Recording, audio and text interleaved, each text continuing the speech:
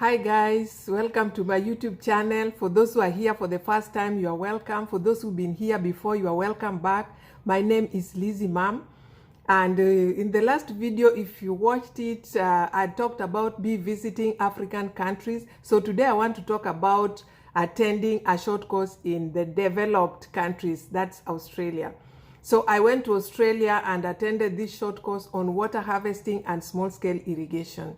So the course basically was to expose to us the food security and production efficiency in Australia through large-scale farming and water harvesting and irrigation systems. So we were exposed to this kind of technology, and also we were to acquire those skills, and in return some of the technologies would be applicable in an African context. So we were to identify an area of improvement in agriculture system and implement some of those skills that we had learned in Australia. So the major challenge was that upon return, there were no funds to implement some of these technologies. So the government identified this as a major problem. So they had set aside some small grant funds to enable the awardees, that is the scholars that are trained in Australia. All the scholars that are trained in Australia were to qualify for this kind of funding.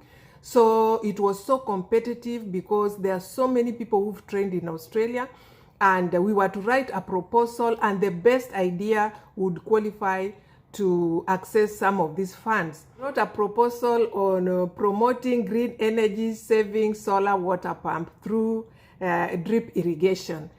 So this proposal was funded, and I decided to work with a women group that were coming from a peri-urban kind of setting.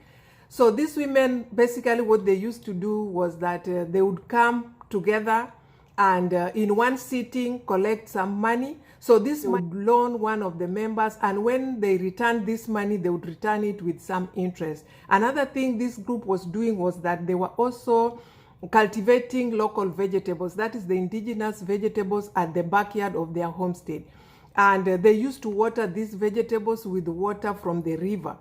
So these women basically went to the river to fetch water, and they would carry this water on their head to come and irrigate the vegetables. So this was a challenge, and I identified this as one of the priorities that I wanted to address. So I conducted a baseline survey, and So here I'm creating awareness on the causes and impacts of climate change and coming up with solutions.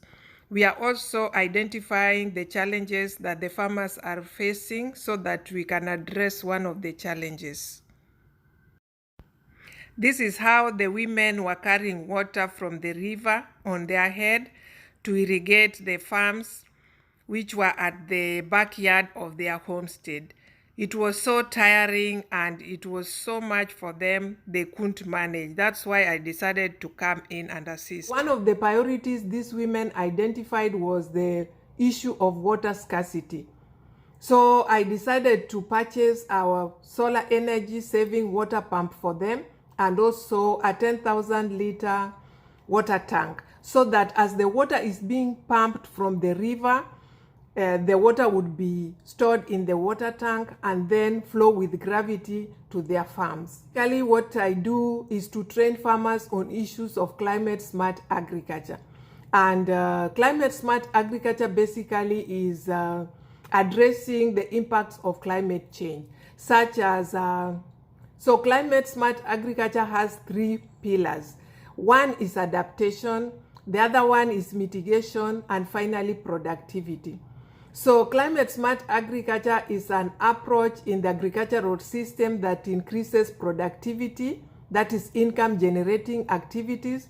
It also enhances resilience of farmers, that is adaptation, and also it removes or reduces the greenhouse gases, that is the mitigation part. So when the project decided to purchase this pump for the women, it was to address two issues. Water pump would offer a cheaper and more sustainable alternative, and also food security and nutrition to farmers because they were going to cultivate the local or indigenous vegetables, and also it was going to increase their income in terms of...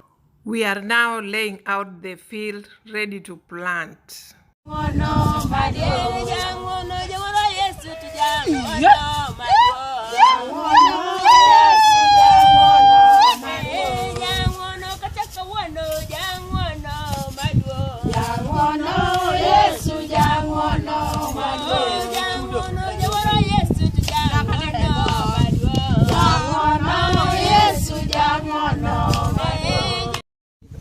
Pidh kaluwore gi pimo.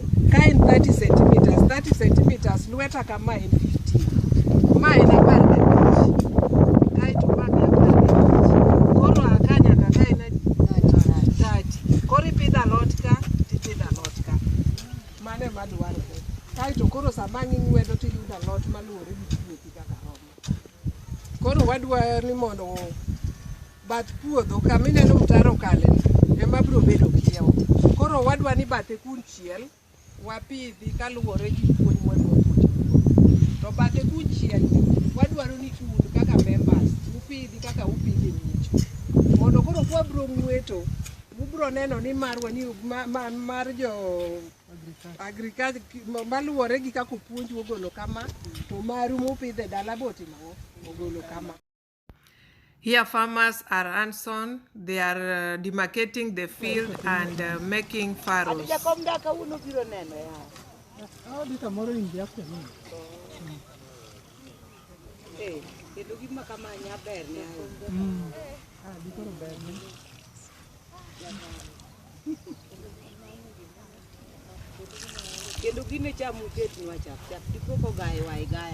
The farmers volunteer to provide labor, and that's how they contributed to the project.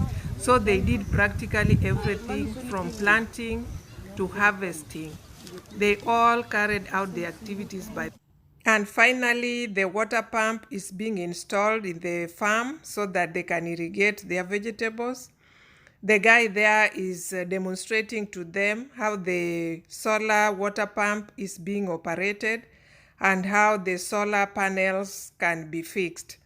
So the women are so keen in learning, and here again they were taken to the river where they were going to insert that pump. Here finally the water has reached the farm, and as you can see the water is coming out ready to irrigate the vegetables. And these are the tanks that we bought, the 10-liter water tank that was going to store water. Finally, the women are happy harvesting. As you can see, they are harvesting their vegetables ready to sell.